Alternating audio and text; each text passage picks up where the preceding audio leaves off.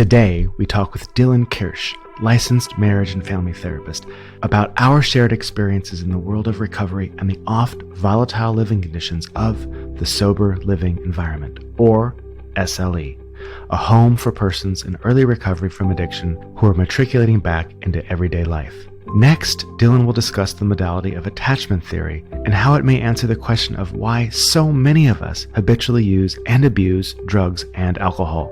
Also, he will outline varying attachment styles, many of which can be detected in children as young as 18 months old.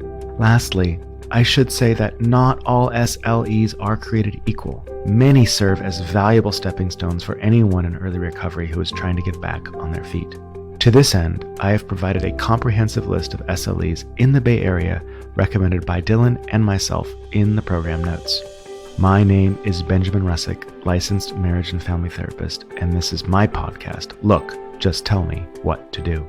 All right, I'm here with Mr. Dylan Kersh. How the hell are you? I am pretty awesome, man. Yeah, the Super Bowl was pretty unentertaining, but you know what? This will hopefully prove to be more engaging. Well, that's what you get for listening to the Super Bowl. You know, the only redeeming qualities of team sports is the fact that there's less traffic and more parking on big game days. I find the camaraderie and the fun and the food of the event to be my favorite part. So today it was just me, my wife, my 4-month-old, and a bunch of 7-layer dip. That's not a terrible thing. So let's just start, man. So for everybody's information, Dylan is a licensed marriage and family therapist like myself. I met Dylan. Dylan, you tell the story. How did we meet? We met probably July 5th. July 5th. July 5th, 2013. That's a very exact I know date. this because my last day in rehab was July 4th, 2013. And that was the day that I moved into what was the name of it? What was the name we're coming up with for is it Larry? What did we decide on? Larry Living Room? Larry Living Room is the name that we have come up with, the pseudonym for the man that ran this SLE.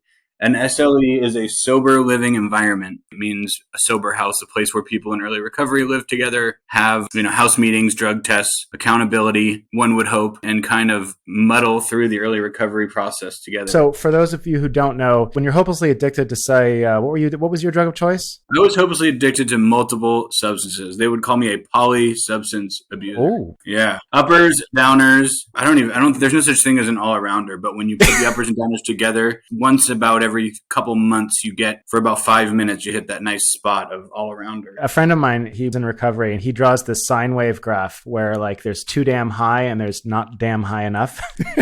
And then he draws a line in the middle, and it's like if you're doing too much cocaine, you're too high, and then you drink a little alcohol or take a little bit of Xanax to lower you down. And if you're not high enough, you take a little bit more coke and maybe a little bit some other upper, and you kind of try to get into this perfect little zone. And it takes usually 4 or 5 drugs to get into that just right all-arounder place. Yeah, there were days that I spent $200 in 8 hours trying and never succeeding to get to that place. Wow. So kids, don't do drugs. Yeah, don't. It's bad. Drugs are bad. At any rate, so when you're like Dylan and you're all messed up, you go to an inpatient rehab where if you have a ton of money or really great insurance, you land in the lap of luxury and you get to pet horses, sit in big comfy beds, and eat amazing food and complain about it endlessly. That's my favorite part in retrospect, is how victimized the people in the $50,000 rehab feel. I mean, I'm excited for this podcast or this interview, just remembering the insanity. It's like the book Running with Scissors, like when you live in an SLE, the insanity of everybody bouncing off each other, all these molecules bouncing off each other, everybody totally insane. It's fantastic, the stories that come out of it. And by $50,000 rehab, he means $50,000 a month and up. And if they have terrible insurance or no money, or they just actually, in my opinion, kind of get lucky and get a really kind of rundown rehab, something more hardcore that reminds you of what life is, they spend about 2 or 3 months in that. Usually when they quote unquote graduate from inpatient, they go to intensive outpatient treatment center, which is kind of like day camp for drug addicts, where you go for the day and have a group and talk to people and they test you and there's therapists there, and then you go home at night. And where people are usually living during that time is at a sober living house with a bunch of other folks that are presumably also addicts. One of the things though about sober living houses is that they're totally unregulated. Essentially, it's just one guy, let's say Larry Living Room, Larry Living Room. who literally just rents a house somewhere, in this case, Marin County, and Right. says, hey, I'm opening a sober living house, and goes around to all the rehabs and says, hey, I'm Larry Living Room and I'm great. And you should send your patients to my sober living environment. There's two beds per room, and those beds cost about $2,500 to $3,000 a month. And if you want your own room, it's like $5,000 a month. And what we provide at this fantastic establishment, which is basically a house with a room in it, is we give random urine testing once or twice a week. We have house meetings, and we check up on them. We search their rooms, and we rough them up if they mess up, and we kind of sort of babysit them, sort of. Yeah. But the thing is that they're so unregulated that really anything goes. There are no rules. It's just a house in a random place in a random city. It's kind of crazy.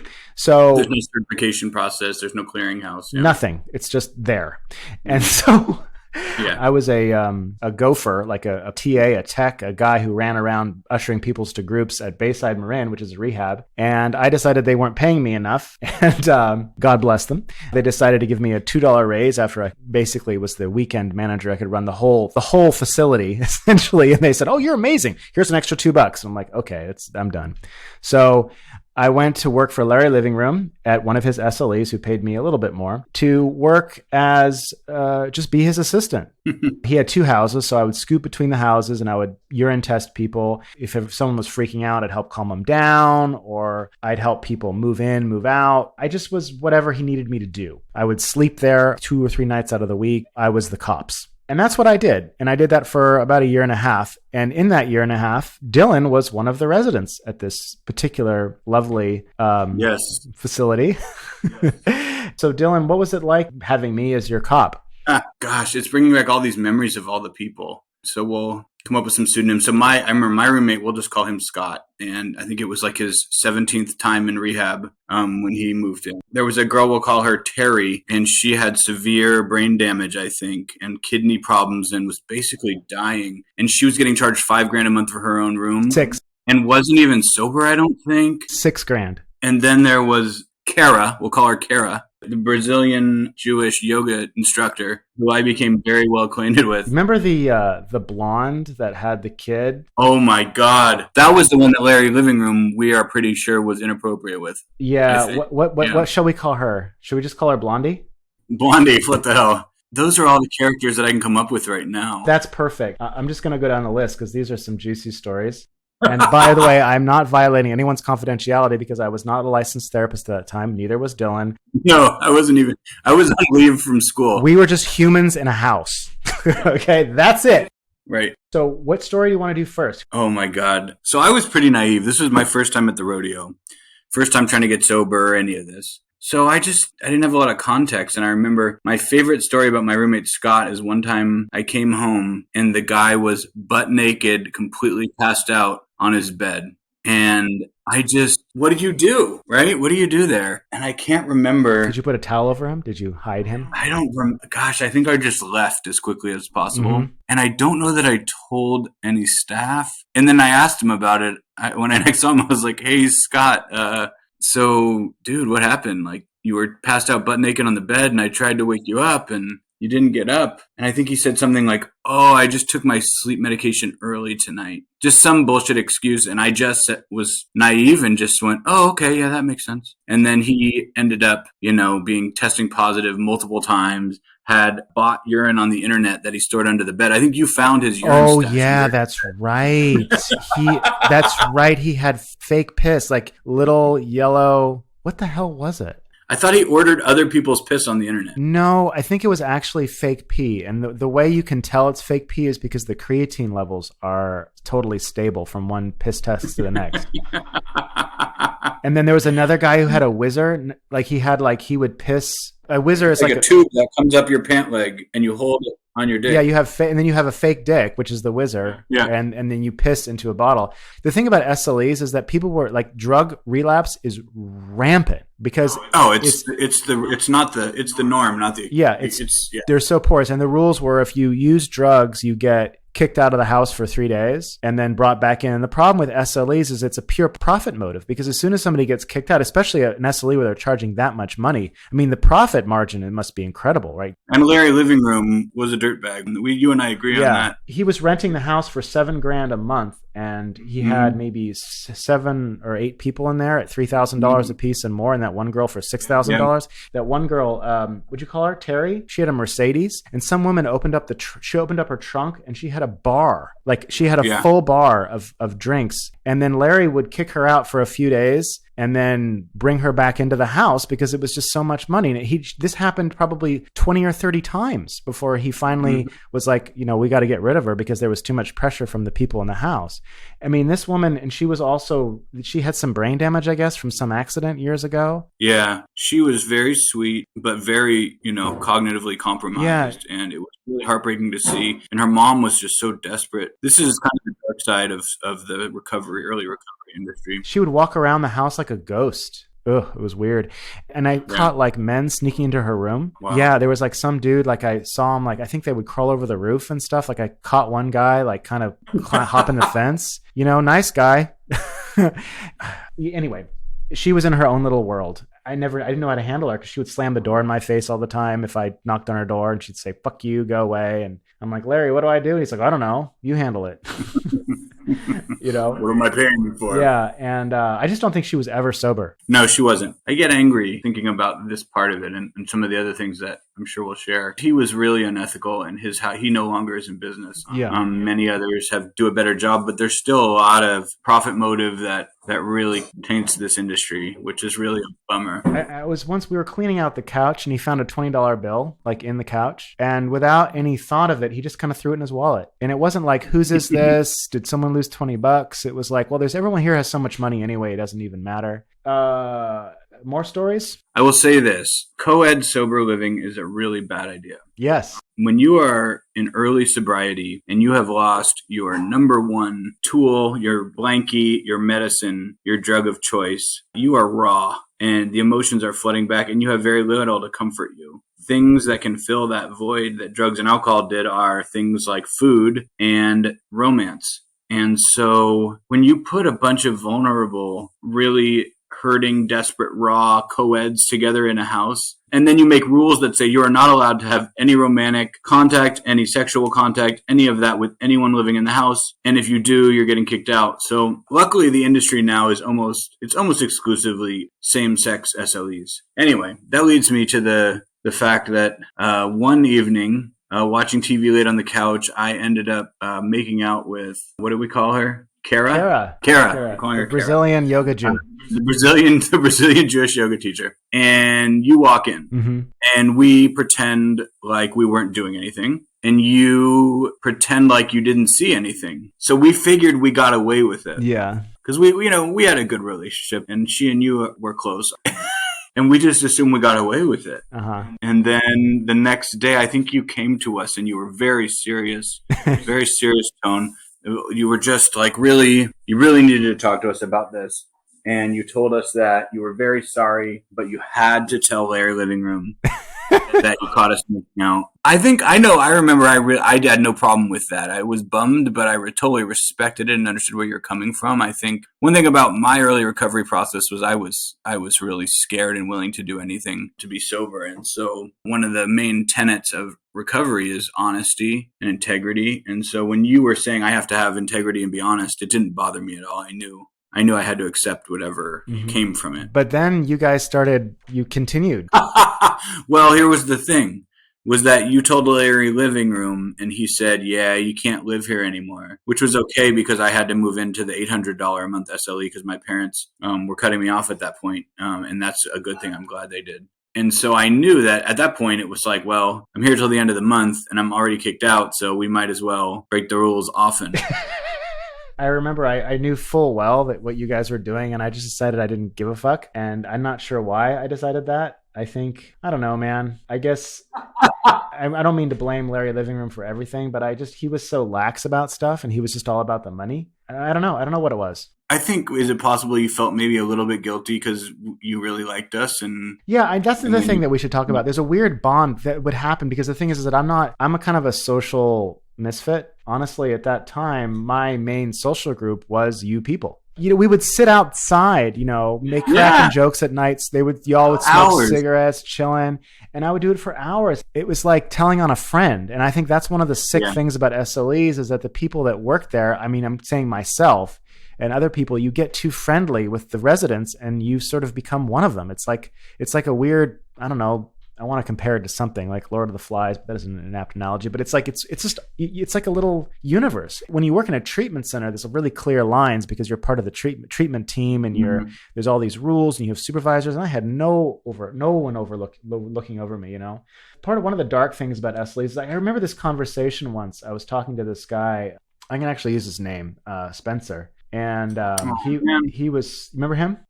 I sponsored him for years. I gave his eulogy. Oh, yeah. I remember him having a conversation with him about the term OG.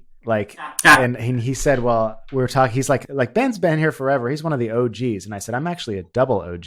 He's like, really?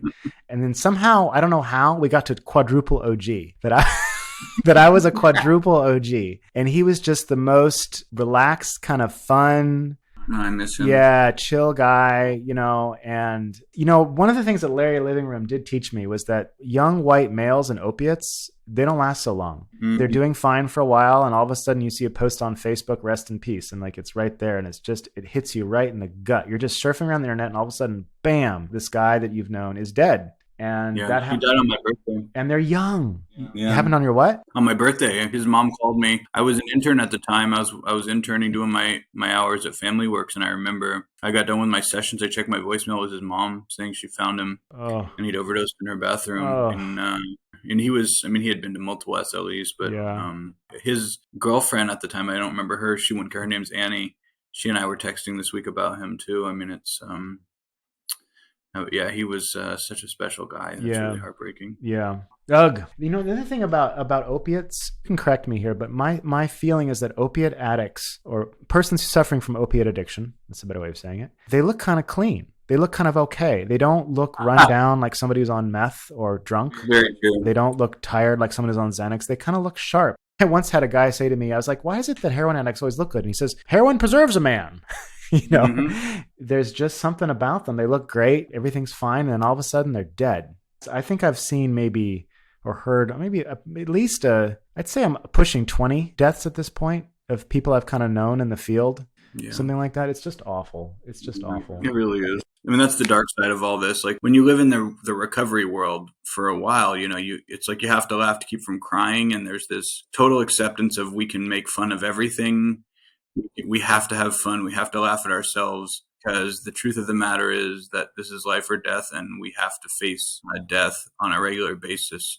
So it's this interesting juxtaposition that when you live in this world, and a lot of people, when they step into the world for the first time, are like, how can you guys joke about that stuff? How is that funny? How are you laughing? And that's why I tell people who, they make judgments about people in recovery, or they make judgments about Alcoholics Anonymous. And I'm like, you know what, man, these people aren't dying. And that's what they're doing. They're trying not to. They're fighting for their lives. So fuck you in your judgments. Yes, seriously, go fuck yourself. I'm gonna give you this one right now, Ben. Oh, did you have to do that? I didn't have to, but I bought the hype button. All right, is one of my favorite tools there. I'll keep it. So I think the last kind of, we'll end on a little higher note with the SLE. There was Blondie who kept relapsing, and she would get drunk, and she's a sociopathic liar pretty much. Oh yeah. And she was always talking about how famous she was, or how famous she was going to be, how she was always name dropping shit. And she'd come across as really kind of put together, but then she'd come completely unhinged. I knew she was getting special treatment when she would get drunk, and Larry Living Room would allow her to stay in her room and just say, keep everybody away from her room. And then that rumor went around that he'd been hooking up with her. And I went to him and I said, look, man, this is what I'm hearing from people. No judgment.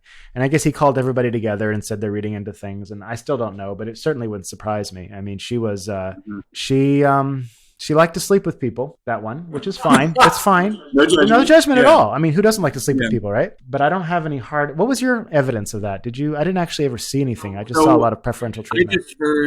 I heard many stories of them up late in the living room together. Yeah. It just seemed fishy. But the story that deserves to be told is how Larry Living Room got his name. So Larry Living Room, for those of you who Yes. don't know, is very much a name that one might use in a pornographic film to say, this is my name. I'm Mr. Larry Living Room, and this is my Nice segue. This is my F bunny, Luscious Leota or something. I mean, or whatever. So what does it take? The name of the street you grew up in, and the first name of your first dog, and apparently my porn name is Moss Filbert. Oh yeah, that makes sense. That would work for like the nerdy guy and like secretary or something. What's your porn like name, Dylan? I think mine was William Manor. That's not so bad. It actually worked. I don't know why that's funny. So anyway, why don't you tell the story of how he earned that name? So a guy that I was inpatient with, this guy Derek, he lived in the other house. He lived in the other house, not the one I lived in, and he actually lived there for a while, probably 9-10 months, I think. And at one point, he's out on the deck having a cigarette. And I guess there was 2 doors that led out to the deck, one from the living room and one from his bedroom. So he goes out his bedroom door to have a cigarette, and he looks to his left, and there's windows to the living room. He looks through, he sees Larry Living Room sitting there on his laptop, and he goes, "What is Larry Living Room doing?" And he takes a couple steps closer, and he realizes Larry Living Room is watching porn in the living room of the sober living house in which he runs to protect addicts from themselves. Then Derek films it. Right? Yeah. He films it and starts sending it to everybody. So now everybody who's like ever had any contact with Larry Living Room in the early recovery industry within not very long, by that evening, has seen this video of Larry Living Room watching porn in his living room, of his sober house.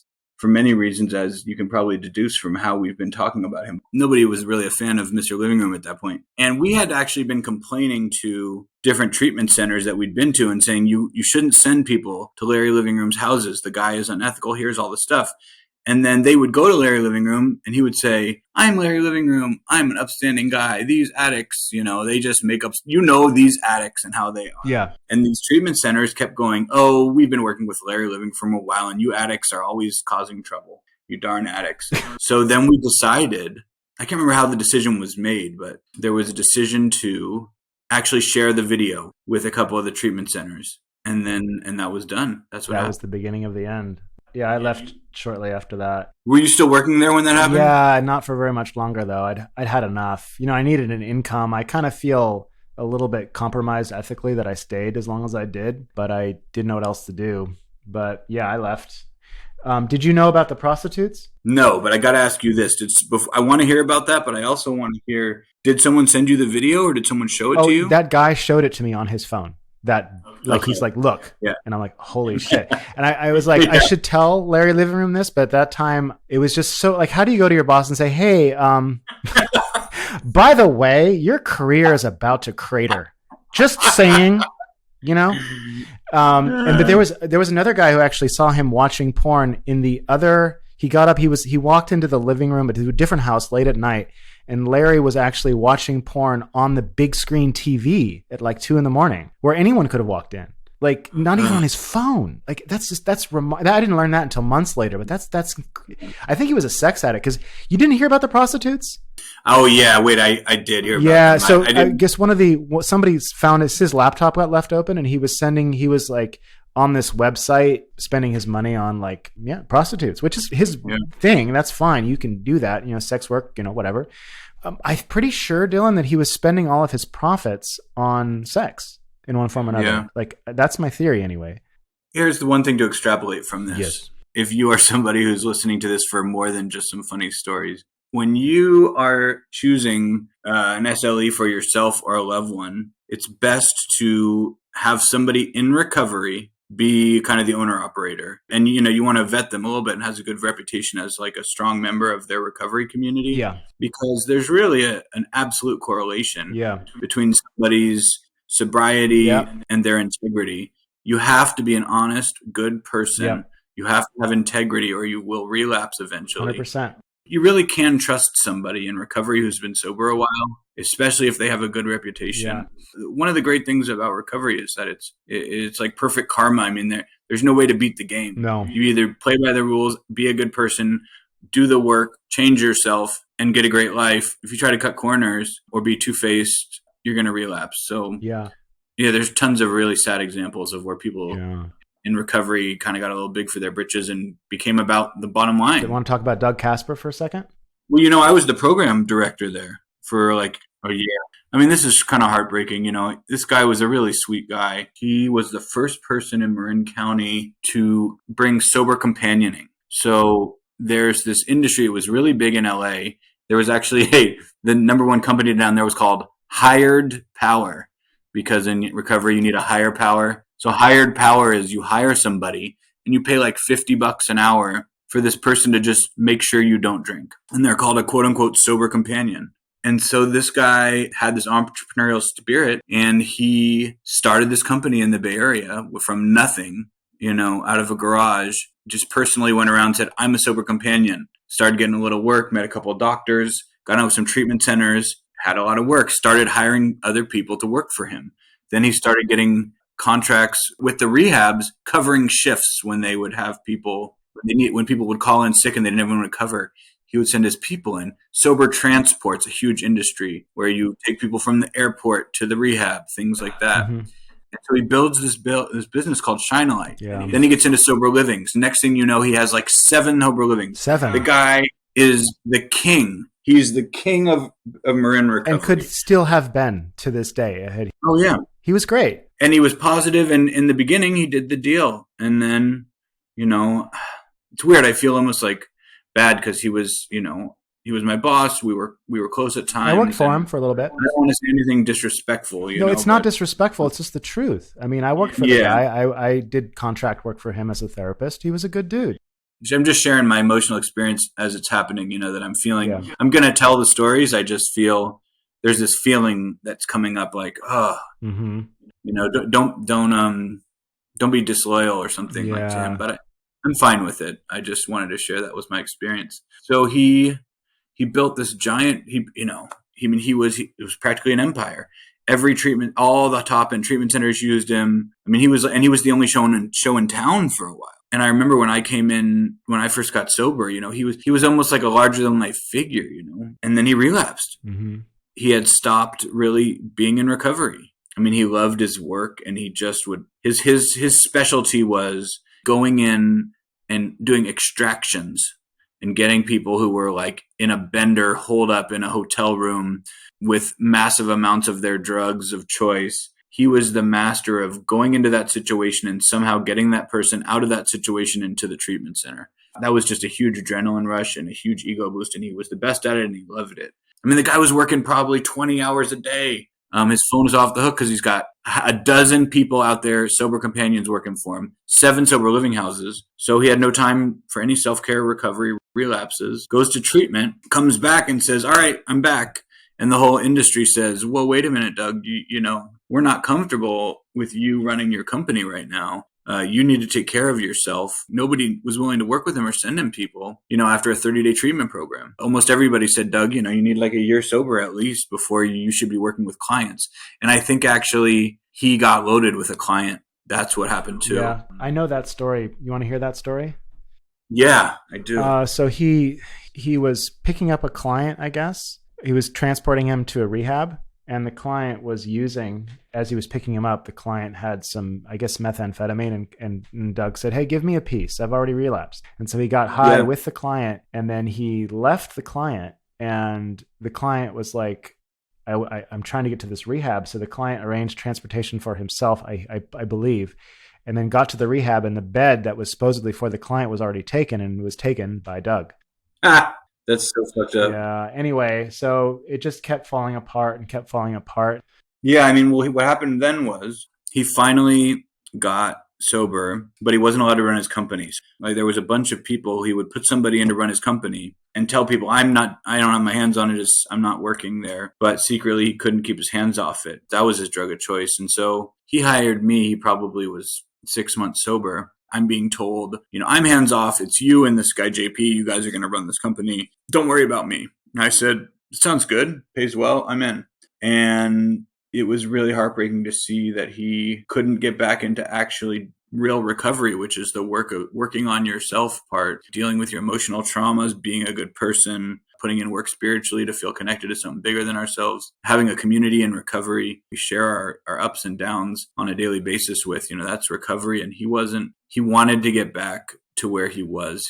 He wanted to get back on top. He wasn't willing to do the work. And eventually I left the company because it was dysfunctional, and he died not that long after. So sad. Yeah, after relapsing. And it was really sad. Ugh. It goes to show you, those of us in long-term recovery know you can't put anything above your recovery. You can't let shiny objects distract you from like the blocking and tackling day to day of working on yourself and trying to be a better person. Yeah. Thanks for that. So Dylan, when I approached you about this podcast, I said, hey, let's talk about the insanity of SLEs, but I also want this to be an advertisement for how amazing you are. Thanks, Ben. I'm kind of arrogant, so I consider myself to be somewhat of an expert on addiction and recovery, but I like having guys like you around where I can go, you know what? I don't know what the fuck is happening here. I'm going to ask Dylan, help. So you know what, Dylan, just go do your thing. Tell the world, who are you and what do you do, man? What do you like out there in the world as a therapist? Thank you, Ben. That was really nice. I was touched. I do a lot of things.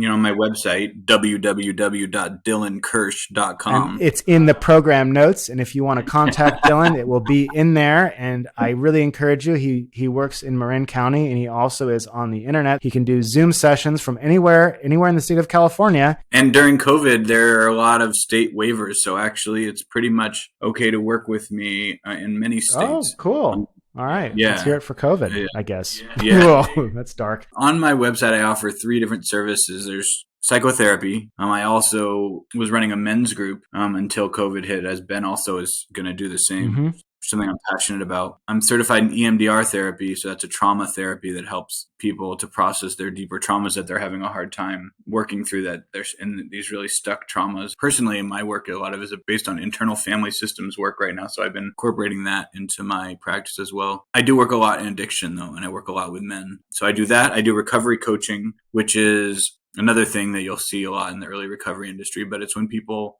aren't really looking to do deep therapy work. They just need to get sober.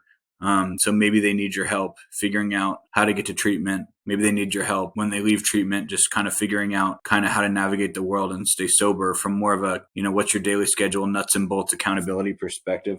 Can you walk us through briefly, if you had somebody in early recovery coming into your private practice, exactly what would you have them do? What would the sessions look like? I just got a guy from the same treatment center I went to recently, which is kind of pretty cool that the treatment center you went to now refers you clients. Yeah. Makes me feel really good when that happens. In the beginning, first things first, it's all about relationships. Always has been. I don't care what kind of therapist you are. It's all about building a relationship first and foremost, building trust, building warmth, building rapport, building connection, providing a non-judgmental space for the person to come, feel heard, feel understood, and kind of just move at a pace they're comfortable with. In the beginning, it's really, in my experience, it's best to keep it really light in early recovery. I won't generally take clients that haven't at least been to inpatient treatment. When you're working with somebody, it's nice to have a couple months of sobriety under their belt when they start therapy. I mean, when somebody's in their addiction, you're not really able to do any quote unquote work in therapy. You can just maybe try to motivate them to go to treatment. I like people that have gone to treatment and now they're saying, I'm all in. I want to be sober. I want to do the work. That fires me up. I love it. So when they come, I just want to validate and reflect their positive attitude and the positive things that they've committed to in their recovery. You need community and connection. You need accountability. And I love the metaphor of like humans are a complicated houseplant, like tell me about your sleep. Tell me about your exercise routine, if at all. What are you eating? Are you getting sunlight? Are you getting fresh air? That's nice. I like that. I'm going to use that. And then you can kind of tell what's on somebody's mind and their general attitude and vibe. Because like I said, if somebody's really invested in their recovery, they're feeling great in the first few months. It's called the pink cloud, right? And if somebody's into their recovery and really wants to be sober, it emanates off them. When somebody's doing it half-assed, doing it because, as Oakland's own Marshawn Lynch says, I'm just here so I won't get fined, That attitude in recovery is just a ticking time bomb for relapse when you're like doing it for your girlfriend or, your parents or your job. You're not going to stay sober and you're going to have a shitty attitude.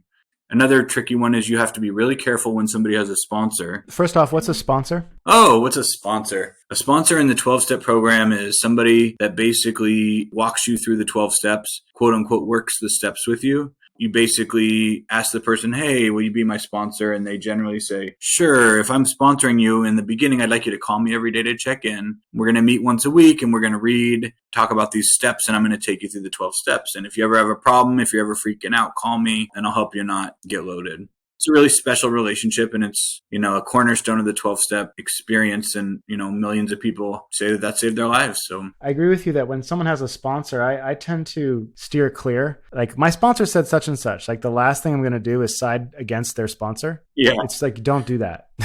You will lose every time. Yeah.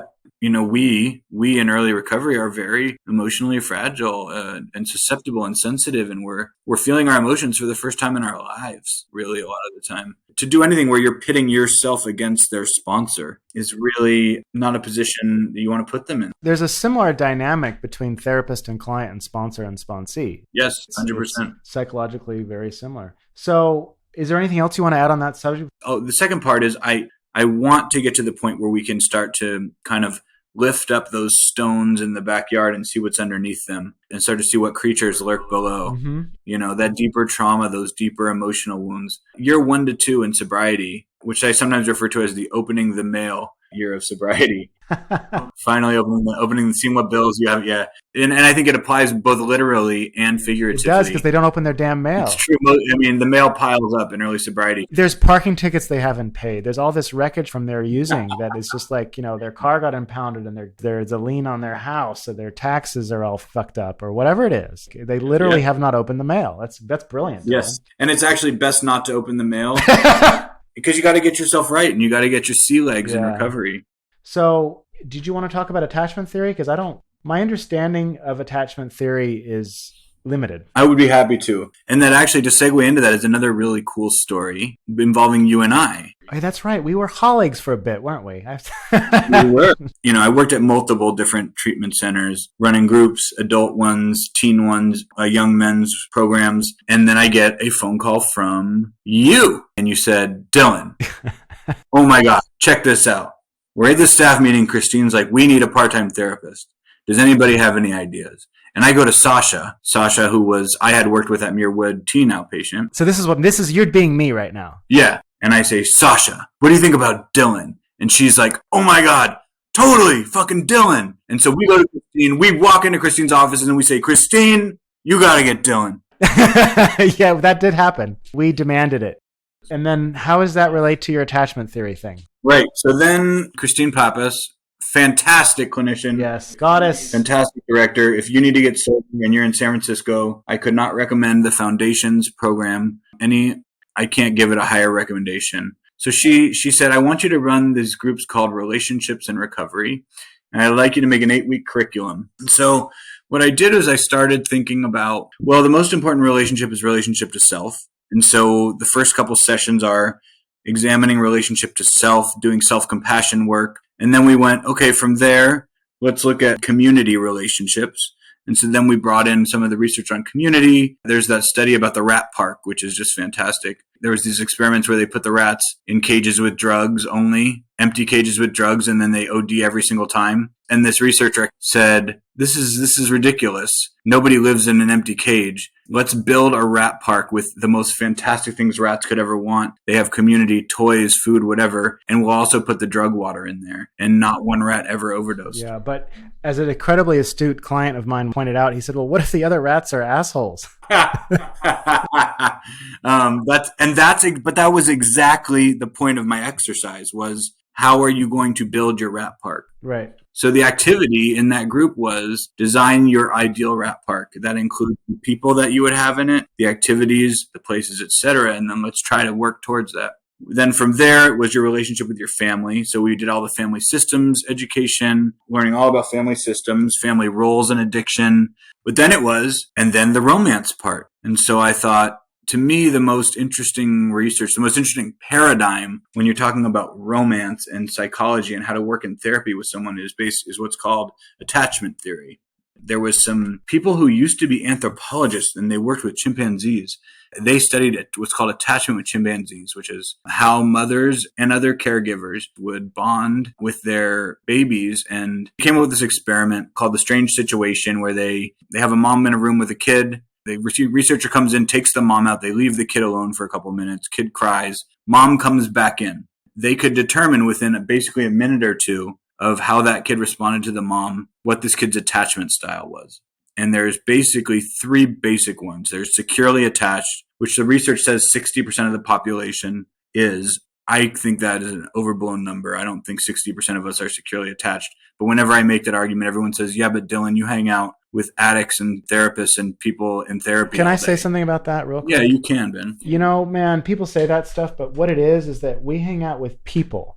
And as therapists, we get a better look at human beings. We see more detail every day. And when you take a close look at anybody's life, you see so much chaos. Like I remember in my cohort down at Pacifica when I went to school, there was this thing like everyone who goes to Pacifica, all these crazy things happen to them. And what it really is that crazy shit happens to people all the time. Houses burn down, people die, they get divorced, they get beat up, they do horrible things, they get hurt, you know? And when you take a deep dive into anybody's life, especially a lot of people's lives, you're going to see some shit, you know? Any population, anyone, anywhere. That's what I think. I'm with you. I don't know if it's self-reporting or whatever, but to me, more than half of our population is not securely attached. Supposedly 60% of our population is, meaning they feel like they can trust that someone's going to love them and be there for them. They have no problem giving love. They don't mind people counting on them. They don't mind being counted on. People that just are comfortable being vulnerable and having these close relationships in their life. They're not scared or they're not anxious. Do people like that exist? Supposedly. I haven't met many. I haven't. I don't know that I've met a one, but anyway, go on. Yeah. And then there's insecurely attached, and there's two insecure attachment styles. There is the avoidant attachment and the anxious attachment. I call myself a recovered anxious attachment person, which means for someone anxiously attached, I'm always wondering where I stand in a relationship. I'm always thinking, what does that mean? Do they still love me? I'm always needing the person to give me affirmations that I'm okay in the relationship. I can spin in my head and make up stories about whenever I reach out to the person, whether it's a text, a phone call, whenever there's a disturbance in the force, we'll call it, I would get really anxious. And all I want to do is feel better. I need to figure out a way to feel like I can secure this attachment, that it's safe, that I'm going to be loved. And I think that comes from having, as a kid, known the connection, having known that great feeling of connection with a caregiver, but also not being able to count on it. So learning to feel like I know that feeling of connection, I desire it more than anything, but when I have it, I better work to keep it. And when I don't have it, I better worry because I don't know when I'm going to get it again. So that's anxious attachment. And then avoidant attachment is, I think, more sad. Because avoidant attachment is the person that just does not want to talk about their feelings, does not want to be vulnerable.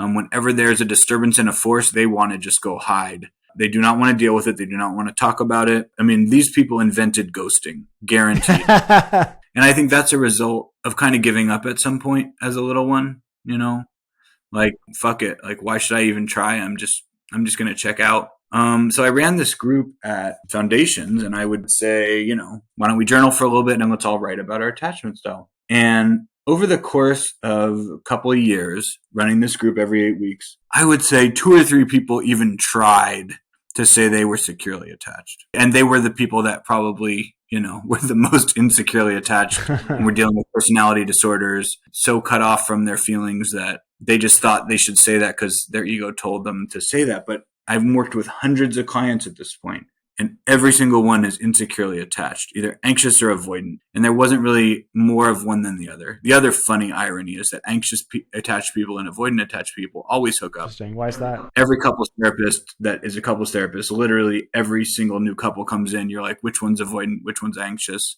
And it almost happens the exact same script every time. They meet each other. There's a spark. The avoidant person gets hopeful. And in that first couple months when the infatuation's happening, the avoidant person doesn't appear avoidant at all. They're super excited. They're kind of faux vulnerable. The anxious person feels great. This person meets my needs. They're attentive. They're excited. I feel good.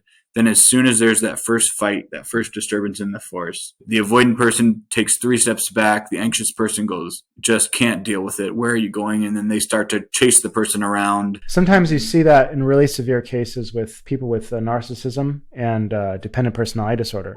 You'll have someone who's a narcissist who's just a shithead, and then you have someone with a dependent personality disorder who wants to be in a relationship no matter what, so they can take all the abuse in the world. Oh my God, that is just the turbo glycerin example. What's that one theory, that one couples therapy that's really popular? I think it's really cool. Something EFT. They call it like the pursue retreat samba or something like that. Of like one person takes 3 steps forward, the other person takes 3 steps back. And then the anxious person retreats because they're like, I give up, fine.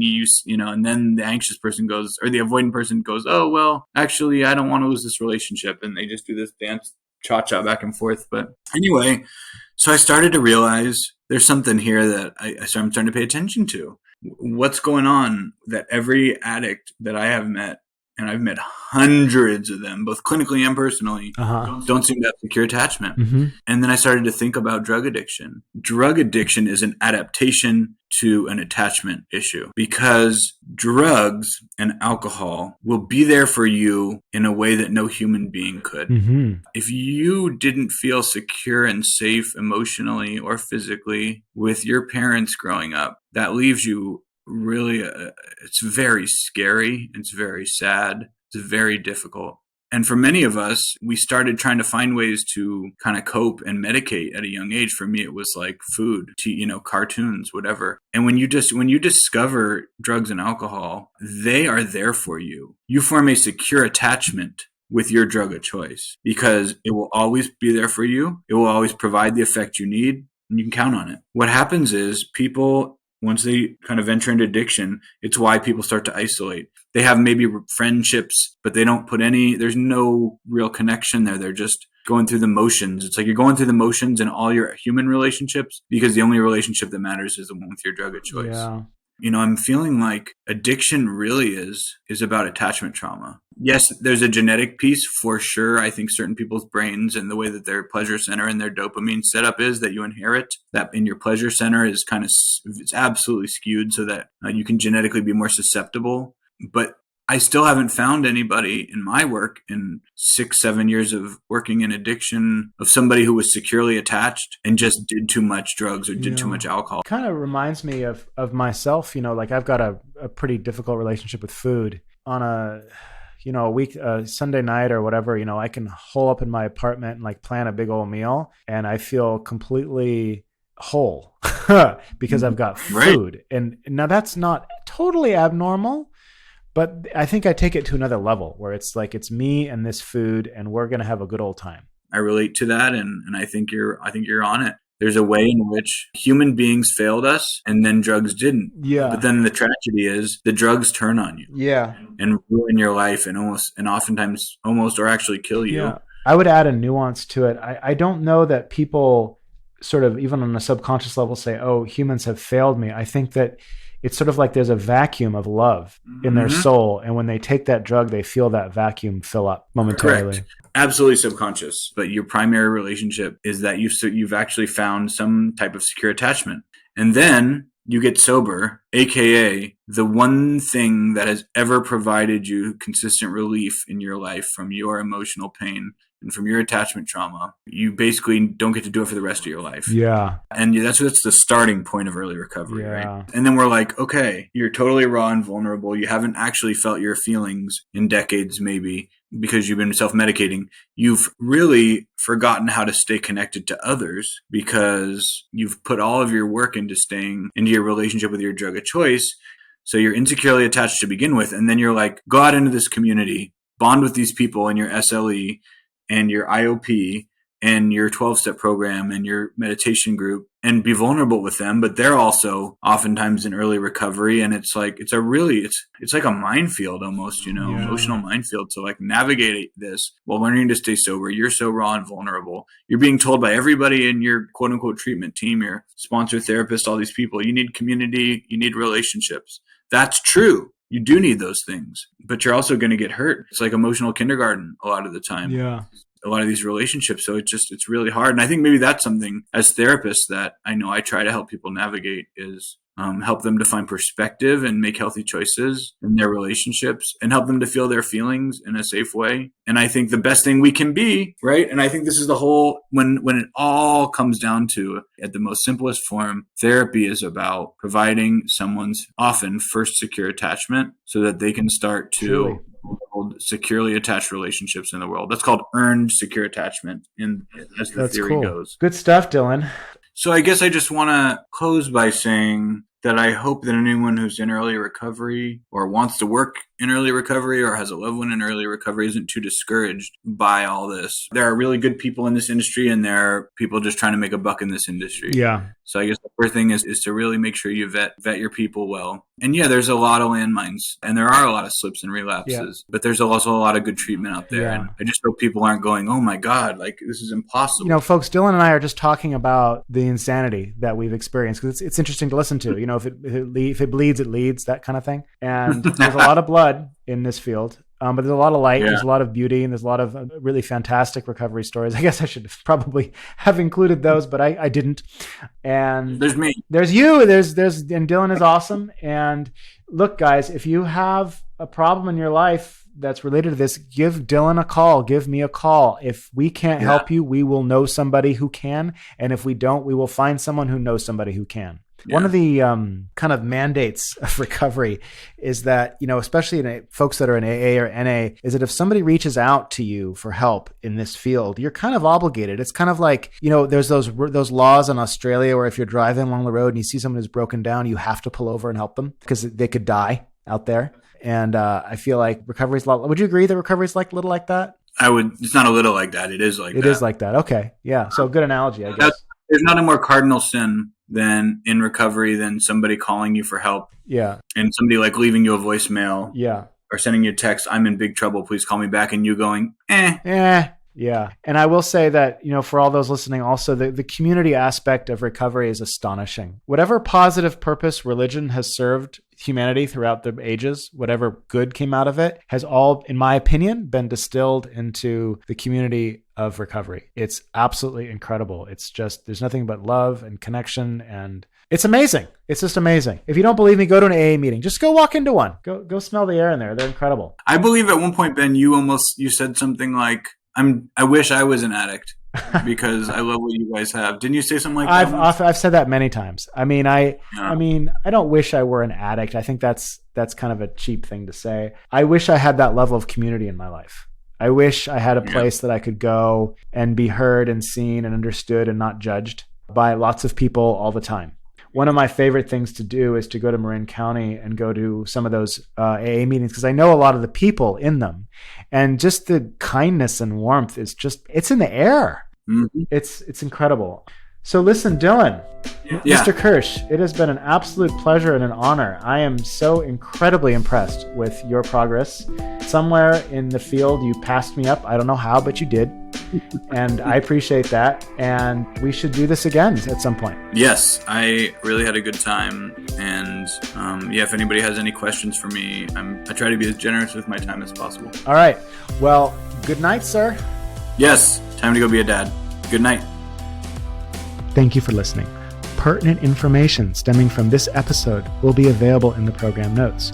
Should you have any questions or wish to be a guest on my show, you may contact me at benjaminrussick@gmail.com or go to my website at benjaminrussick.com. In addition, I really encourage you to subscribe, share, and all the rest. Thanks again.